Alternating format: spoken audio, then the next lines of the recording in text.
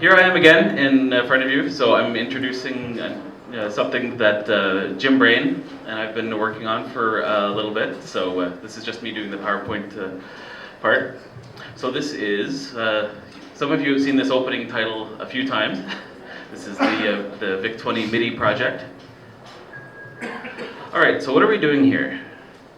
So the goals of this project were to bring the VIC-20's distinctive sound and make it available to electronic musicians. So it's even got a slightly more retro sound than the Commodore 64. It has a nice warm tone. I quite like it. And this is a way to add it to the repertoire for electronic musicians. So this will enable it to be integrated with synthesizers, sequencers, and basically any MIDI device. So MIDI, for those of you who aren't music folks, is the musical instrument digital interface. It's a standard for connecting computers and synthesizers with a very simple protocol. So and MIDI has been around for 30 years. There was a fascinating demo at the Electronic Music Conference in Europe last year where they had an iPad talking MIDI to a Commodore 64. So why not? Spanning the 30 years right there. So a bit of history. So sometime in the 80s, I haven't been able to find the exact date, Electronics, the Maplin magazine, published schematics for a VIC-20 MIDI interface that you could build yourself at home. And we did a bit of research and found that there really weren't any MIDI interfaces ever released commercially for the VIC. So this was obviously a niche that had to be filled. So fast forwarding a couple decades, 2006, a couple of folks in Montreal, David Viens and Francois Leville, they built a prototype based on the Maplin schematics, but they did the hardware but never finished the software. They just had it sketched out to prove that it works and never moved past that point. So in 2009, I was chatting with Rob Adlers and Sid Bolton, and we were talking about this, well, there's all these MIDI devices coming out for the 64, which is great, but what about the VIC? It's kind of like the sound. We searched and searched, and a little later, I found out about, the project that the guys on the Denial forums were putting together. So I contacted them and said, are you doing anything with it? And they said, no, but we have our prototype. You're welcome to take it and play with it. So they sent me this. And yeah, it certainly worked, but that's not something you're going to mass produce.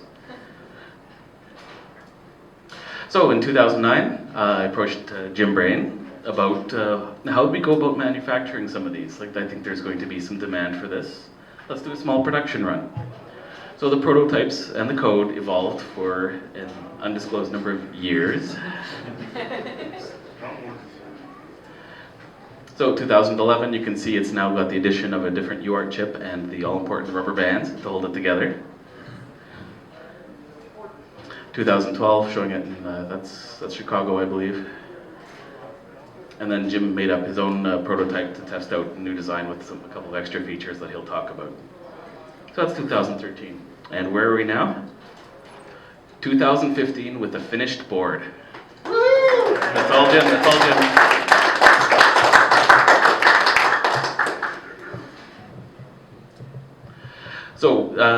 So using the VIC-20 as a MIDI instrument is kind of interesting. So there's 4 voices available on the VIC-20. You have alto for your low, tenor for the medium, and then soprano for the high. And there's also a noise channel, which is good for sound effect and so on, explosions and games and so on. But you can also use it for percussion instruments. And then there's a dedicated register for volume. These cute graphics are taken directly out of the VIC-20 user guide. They're square wave output, and they have different ranges. They're different octaves. There's some overlap, which causes some, which makes mapping notes kind of interesting. So here's what the software does currently. So we've got 1 MIDI channel per voice. So channel 1 is your alto, 2 is your tenor, 3 is your soprano, and then MIDI channel 4 is for noise. Channel 5 is a polyphony mode, so that lets you play multiple notes at the same time. And so it just does a simple round robin through those 3 voices. But the octave range is different on those 3 voices, so you get some really interesting effects as you do that. And you can set the volume through what's called a controller, a continuous controller in MIDI speak. So controller number 7 sets your volume. And then it responds very much like any other MIDI instrument, note on and note off, to turn your notes on and off. We've also added something under controller number 1. This lets you poke directly into the VIC's memory for controlling that voice, for the frequency of that voice. So you can get some neat effects that way. The MIDI has something called running status, where it just, instead of sending the command every time, it just gives you updates. Supports that. And we have different lookup tables. So the frequencies are ever so slightly different between the PAL model and the NTSC model, but you only have 127 steps, which means you can't exactly hit the various notes. So an A sharp is actually just a little bit sharp and so on. So some guys, again on the denial forums, put together a VIC-20 specific lookup table that does not map to any scale that we use, but it's all internally mathematically consistent and sounds pretty good. And you set that through bank select. So a couple of things left to do, software-wise. So, it also does MIDI out, so you can use the VIC-20 to control your synthesizer, and vice versa. But right now that only does one note at a time. That needs to be upgraded so you can do multi-notes. There's support for something called SUIVEZ-NOUS waveforms. This was back in 2006, I believe. This guy in Finland discovered that if you do really, shall we say, unnatural things to the registers in the VIC-20 memory, you can modify that square wave and get all kinds of really crazy buzzing sounds out of it. And this was discovered, like 25 years after the VIC-20 came out. So I do have support for that in the code, but it's not 100% reliable yet. So that's an area that needs some work. And polyphony mode I haven't tested too much. And why do I mention that? Because the software is available on GitHub so that the community can add to it as they see fit. So the code's grown beyond what one person can manage, so certainly looking for some help in beta testers. So the software is it's 6502 assembler. It's cross-compiled using DASM on a Windows PC. The code is open source, MIT license. The MIT license basically means do what you like, but please give us credit. And I've set up a forum for developers and users. So you go to jammingsignal.com and click forums. And at this point, pan to you for the other features. Yep. Responsibility for the fact that it's taken a significant number of years to get to where we are. So it's my fault. Leif said, hey, wouldn't it be neat if we could put the actual code on the unit itself so I didn't have to load it from somewhere else? Well, it's always a danger when you tell a hardware designer that you would like one more feature, right? So this is a problem. So, and as you saw a couple slides back, let me see if I can get back to the slide right here. Whoops, yeah, right there. So the one on the bottom, is Eric in the room? Eric Kudzen? He must be in the other room. Anyway, I had him wire this up based on some specification I have. And you can see it's kind of messy, right? And so one of the things was, this had support for some additional ROM and some additional RAM for cool things you might want to do with this MIDI cartridge. But from a manufacturing standpoint, it was getting kind of expensive to do what was on that board right there. And so one of the things I was trying to do is I wanted to make sure that you have the capabilities that we want, but the product's not going to be priced so high that only 10 people ever buy one, right?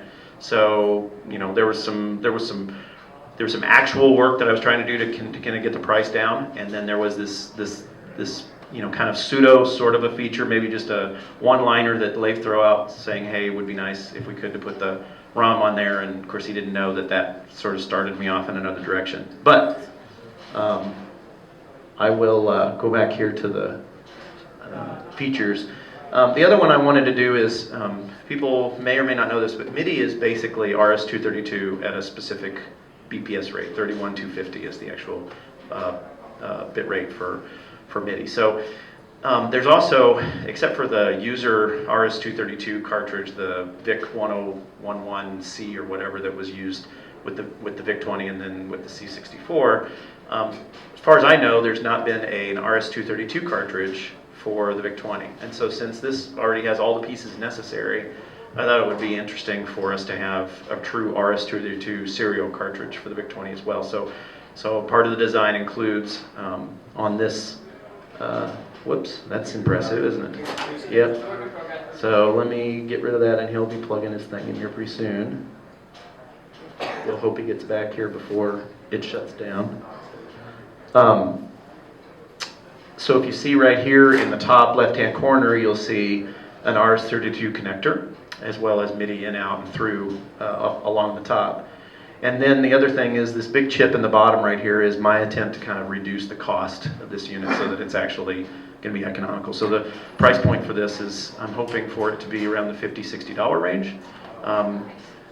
So, you know, not a $100 unit, definitely something down in there. And as Leif said, it is ready to be produced. What'd you say? Well, I don't know that I have a presence in Canada, so if you can buy it here, then you don't have. I mean, we'll just hand right over, and you can tell whatever Canada IRS you want to tell Canada IRS. I'm gonna let you take care of that. Anyway, so go ahead. Okay. No, go ahead. The other thing that it has is, so the UART can be set just like the regular SwiftLink or Turbo 232 cartridges. You've got the same kind of features. And then in a little bit, I'm just talk very briefly about this thing here at the bottom called Ultimim, because that's part of the second part of the demo here. But this has the ability to add. It has extra RAM and extra ROM on the cartridge itself. So well, there it went. It has extra RAM and extra ROM on the cartridge itself. So with the program that Leif has created, you can flash that particular program to the VIC MIDI cartridge, and then every time you boot it up, you'll have MIDI capabilities right at your fingertips. You won't have to load it in from an SD drive. Sorry, Brandon. Yep, just head it off. I'll let you start it back up. But without further ado, as soon as he gets it up here, probably the proof is in the pudding is listening to it, and so it's time for a demo. So also in my to-do list, I guess you could add better GUI. But so the screen, you know, it's just very functional, showing you what the data is coming in. So at the top is the raw MIDI data, and so FE is the active sense. So this MIDI adapter is just continuously sending a hey, I'm here. And then there's the values that are currently being spat out by voices 1, 2, 3, 4 respectively. Volume, which is global. Bank, again, is the different lookup tables for the different scales. And it's auto-detected that this is an NTSC VIC, and it's defaulted to that. And my laptop is being slow, so. VIC-20 is booted up faster. Yeah, exactly. Just a random question here. So the Commodore VICs, how do you find out what video you're? Oh, there's a register somewhere in Zero Page that you can consult, and it has one value for NTSC, one other value for PAL.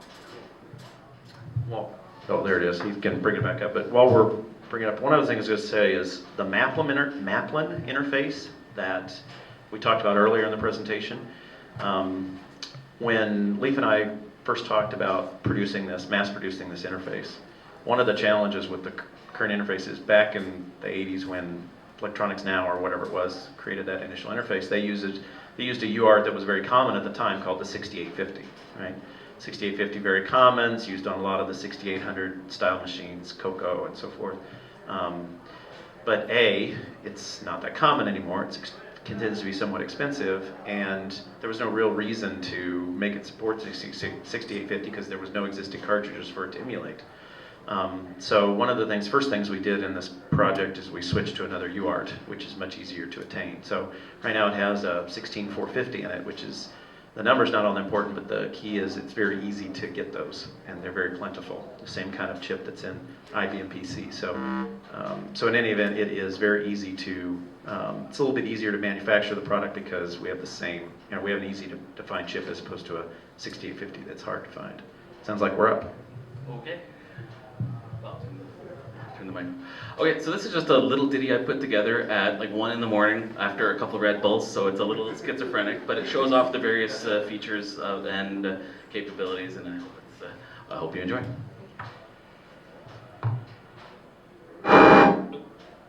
It's awesome. That's the 9 Inch Nails.